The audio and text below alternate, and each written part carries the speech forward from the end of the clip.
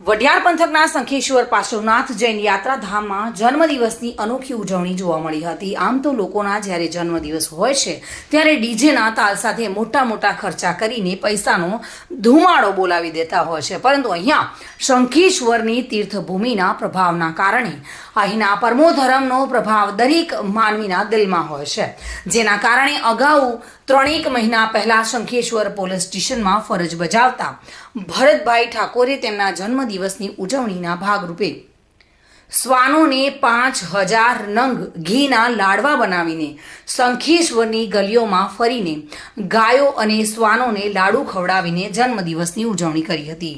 અને તે સમયે તેમની સાથે તેમનું મિત્ર મંડળ તથા સભ્યો ભરતભાઈ ઠાકોર, સંજય ઠાકોર, કનુભાઈ ભરવાડે આ તમામ મિત્રોએ સાથ સહકાર આપી શિયાળાની કડકડતી ઠંડીમાં ઉત્તમ ઉદાહરણ પૂરું પાડ્યું છે। વસંત કડિયા સાથે bureau report, today Gujarati news.